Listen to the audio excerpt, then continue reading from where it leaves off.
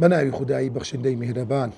هەزارەها هەزار حەمد و شکر و سوپاس بۆ خودایی گەورەی میهرەبان. درود و سڵاو و ڕەحمەتی خوای گەورە بڕشێتە سەر گیانی پاچی پێغەمبەری پێشەوە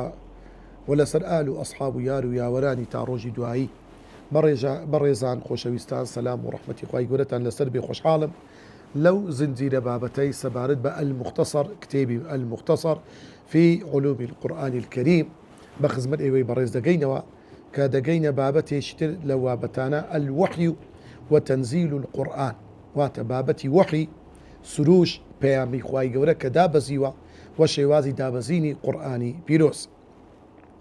دەفەرمێ من الحقائق المعلومة من الدين بالضرورة، یەکی لەو شتانەی کەوا لە ئاینی پیرۆزی ئیسلام کە بەگرنگ زۆر بەگرنگ سیر کراوە، دەبێ بزانین أن القرآن كلام الله تعالى، دەبێ بزانی قرآن كلامي خواي قوريا أوحاه بلفظه ومعناه إلى جبريل. قرآني بيروس بلفظكي بدربرينكي بواتاكي بلفظكي دربرينكي لقر معناكي هدو كان بيكوا كلامي خواي قوريا سبحانه وتعالى. خواي قوريا دايت جبريل وأن جبريل قد أداه كما سمعه من الله. جبريلش بهمان شيوي كلا ذاتي بيروزي ذاتي الله ورقرتوا خواي قوري ورقرتوا قيان جوتيا بيغمبري خوا صلى الله عليه وسلم. فتلقى رسول الله صلى الله عليه وسلم القرآن بواسطة جبريل مفرقا في 23 سنة. انت بيغمبري خوا بربر لماوي 23 صال لجبريل ورقرتوا بوشي كجبريل لخواي ورقرتوا سبحانه وتعالى. وهذا الفصل مخصص لدراسة ما يتعلق بموضوع نزول القرآن. لو فصل باسي وحي لكي عند دابزين آتكاني قرآن وأسباب نزول أو بابتانا بازكي بابتي يكام كباسي بكي بظاني وحي تيا زوركاني وحي وشيوي وحي أو سبابة زور قرنكا سرتا دين بظانين اللو بيدوتري سمي نزول جبريل بالقرآن على النبي صلى الله عليه وسلم بالوحي. واتا دابزيني جبريل حركاتي جبريل كهاتبي لولاي بيغمبري خاصة سيبي قترا وحي أو مشروع، وهو من الأمور الغيبية التي لا تدركها حواس البشر. كشتيش غيبي بوا مروف با حاسة كان خوي هستيان بينا كرديا. خص الله تعالى به الأنبياء والرسل. بلي جبريل هات خزمت بيغمبري خاصة صلى الله عليه وسلم لبو هندك بسيار صحابة جديتيان. بلام لو كاتاني كوا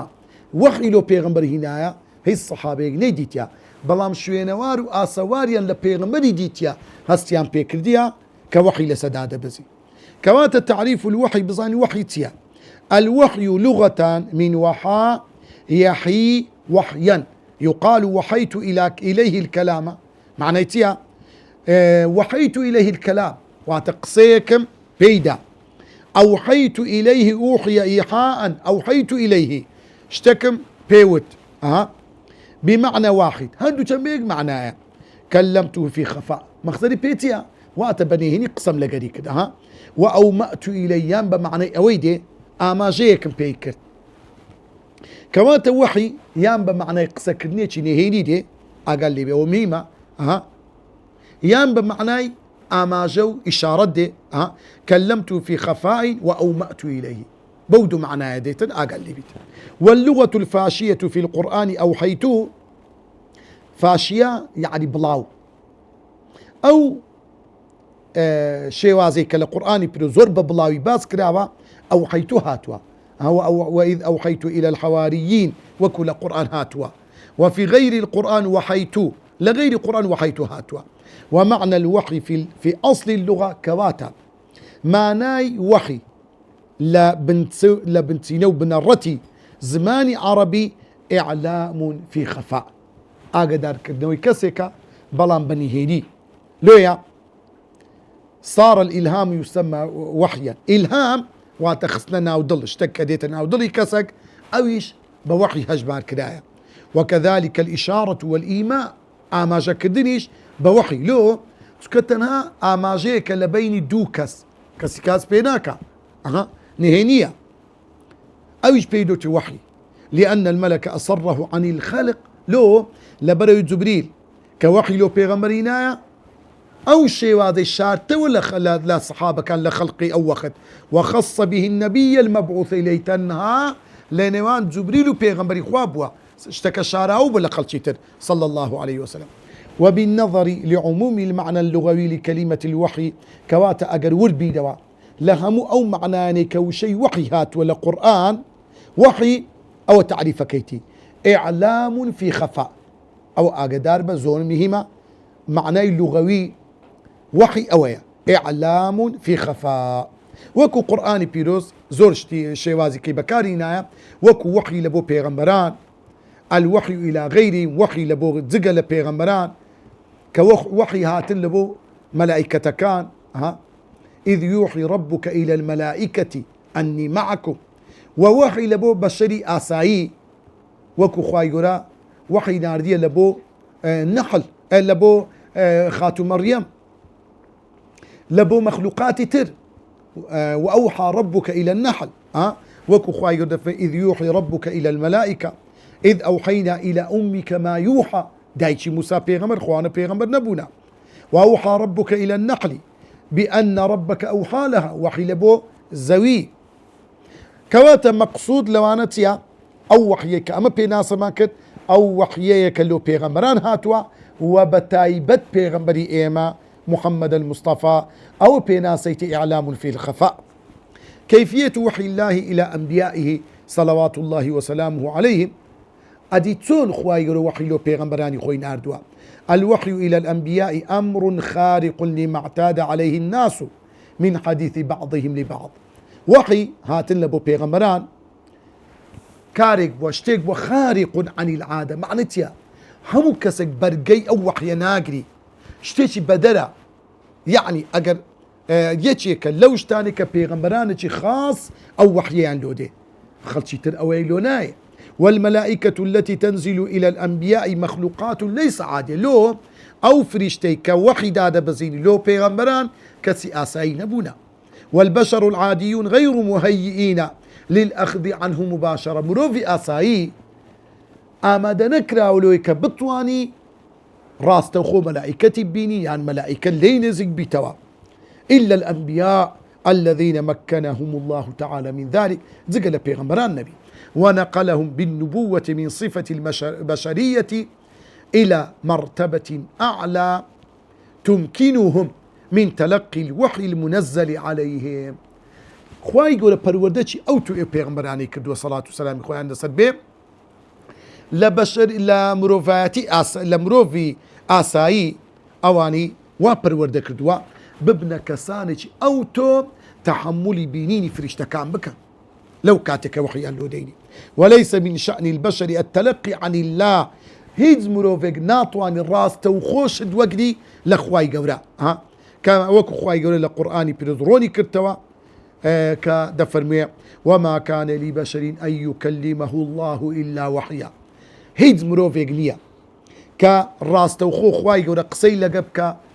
إلا وحيا مقر بشيوازي وحي نبي أو من وراء حجاب يعني لبشتي بردو يعني بنهيني أو يرسل رسولا يعني للرقاي نادني ملائكتك كجبريل فيوحي بإذن أو كاتا أو كسد طالي بيامي خواي قولي لبوبيو تحملي قسك دي خواي قولي بك بإذنه ما يشاء إنه علي حكيم. كواتب بجري أو وحي توزع دبيتن بوشوية سير رقاي وحيه الوحي وهو الإعلام الخفي كجوتمان أقدر كدوش نهينيا وقد يكون بالرؤية الصادقة في المنام عندك زار بخونا لخوي أو بيغمبر الدبيني أو بالإلهام يعني اشتيق دخيرة الناوضلي وهو أن يلقي الله في النفس أمرا يبعث على الفعل أو الترك. خواهي يقول اشتيق دخات الناوضلي أو كسا أو بيغمبرا إنديان إيشكي أنزام ديان وادك كأوي شيء نكات طبعا وكو بيغمبري خواد فرمي صلى الله عليه وسلم لكاتي بيجوي ببن ببيغمبر شواني مربوم لقيق لبرادر كانم دنجي تبلو موسيقاها حزم كربتم بلام خواي قورا خوشي بس الداباران هاو باريزگاري كردي خواي قورا بولوي كبيغمبري خوا معصوم بي لهم قناحك لوي آمد باشيشي تدابي بطاني تحملي أو وحي يبكى لوي خالي دوم التكليم من وراء حجاب كقسكني خواي قوريا لا بشتي بردوا كما كلم الله موسى وكو خواي قورا فرمي وكلم الله موسى تكليما سيم شيوازي قسكني خواي قورا وحي ناردني خواي قورا لبو بيغمبران إرسال الرسول وهو الملك الذي ينزل إلى الأنبياء والمرسلين خواي قورا نوي نريك دنيري لبيني خوي بيام نيرك كجبريلا لنوان خويو بيغمبرانوا ويسمى نزوله عليهم وحيا دابزيني أو جبريل لبو هر بيغمبرك بيوتراي وحي وقد أشارت الآيات اللاحقة إلى أن ما أوحاه الله إلى النبي محمد وهو من جنس ما أوحاه إلى الأنبياء السابقين خواهي يقول القرآن باسي كدوا همان أو شيوازي وحي كلو بيغمراني بيشواتوا هما شد بولو بيغمبري خواهاتوا وكذا فرموه وكذلك أوحينا إليك روحا من أمرنا يعني إنا أوحينا إليك كما أوحينا إلى نوح والنبيين من بعده كواتا وحي لو بيغمبران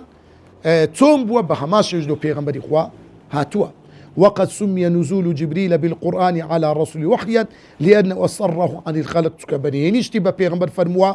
وخص به النبي المبعوث إليه بتاعي بتقصي لك البيغمبر كديا صلى الله عليه وسلم هي الصحابة نبوة لكاتي دابزيدي قرآن جبريل بينا بلان وابوا جبريل هاتا بيغمبر إخوة صلى الله عليه وسلم دان اشترناه الصحابات بياويك بدر كوتوا كدلين وكو لو فرمودي بيغمبر شديد سواد الشعر شديد بياض الثياب لا يرى عليه أثر السفر كدي دادن إشي إن زبسيال لبيغمبر دكا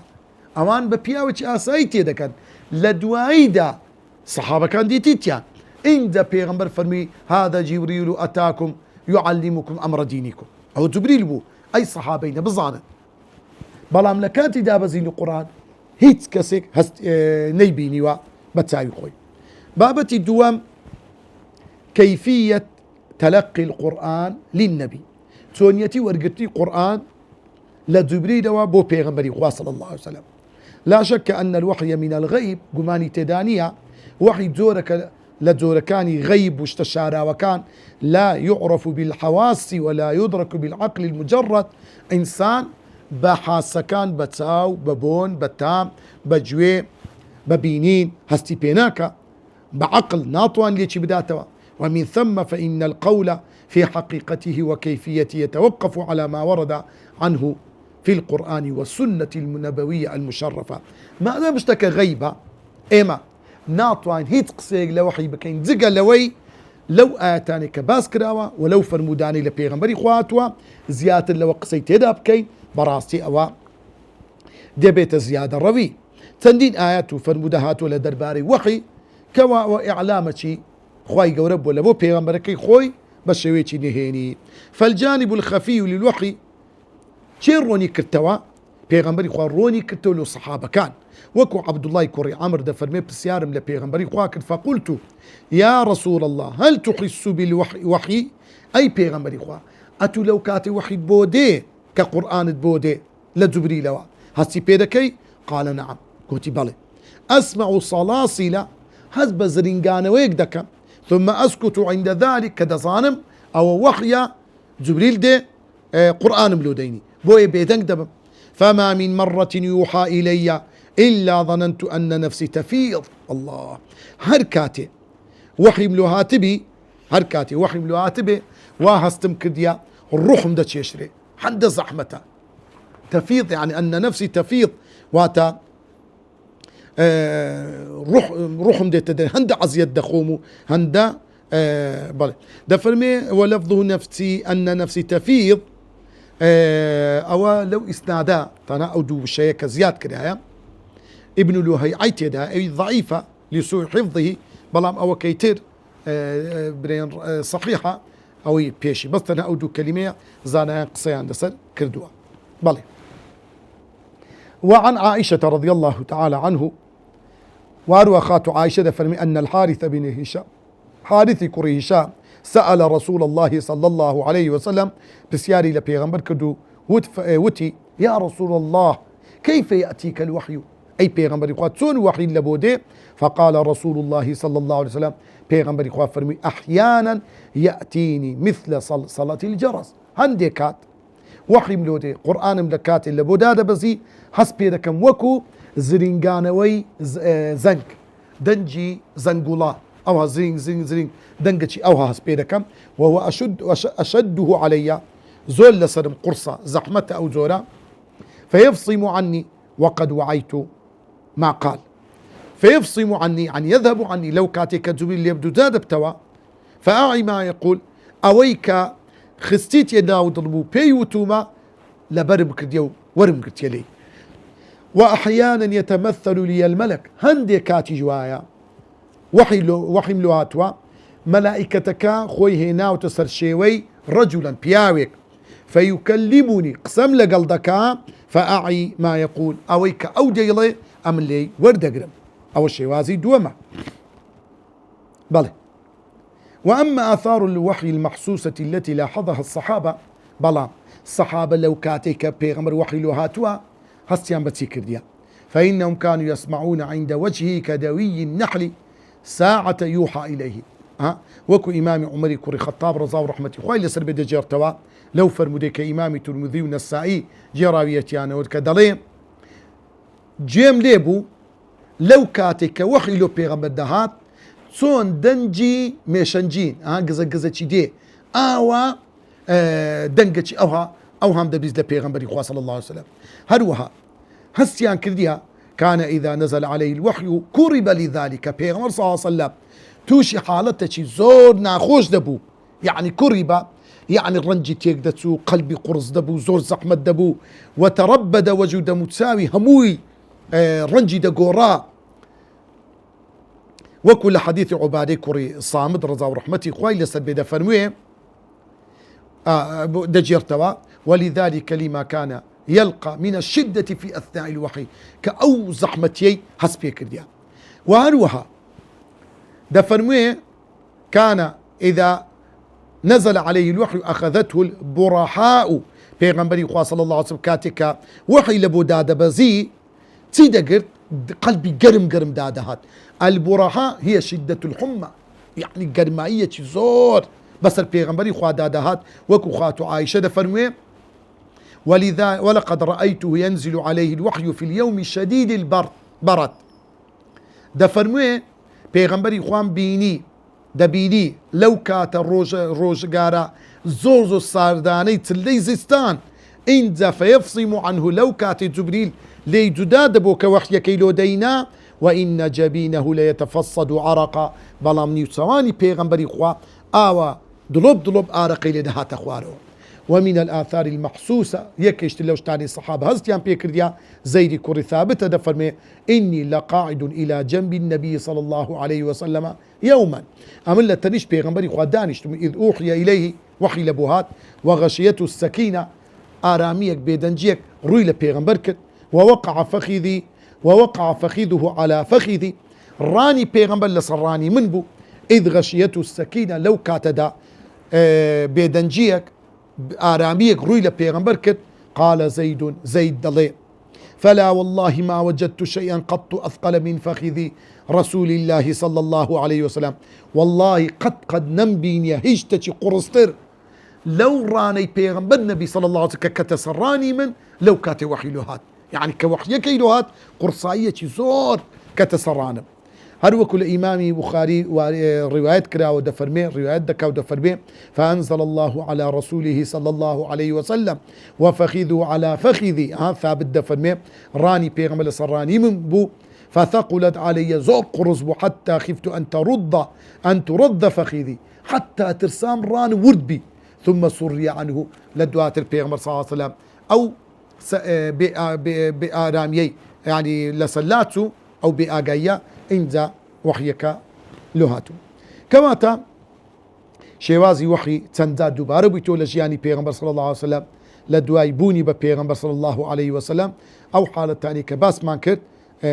بەڕاستی باس کرا وەکو ئەبوو هورەیرە دەفەرمێ وكان إذا جاء الوحي لا يخفى علينا ئێمە دەمانزانی کاتێک کە وحی لۆ پێغەمبەر دێ فإذا جاء فليس أحد يرفع طرفه إلى رسول الله حتى ينقضي الوحي کاتێک کە وحی لۆ پێغەمبەر دەهات هەر هەمومان بەردەوام تەماشای پێغەمبەرمان دەکرد بزانین چی لێ دێ حتا وحیەکە لا دەچوو ئەو بابەتەی کە باسمان کرد دەربارەی وحی بوو پێناسەکەی و لە دواییدا هاتنی وحی و شێوازەکانی لەگەڵ ئەو ئاثارە مەحسوسانەی کەەوە سەحابە هەستیان پێکردیا مهمە ئەو خاڵانە ئاگدار بن یعنی بە چ شێوازێک بووە وصلى الله وسلم على سيدنا محمد وعلى آله وصحبه أجمعين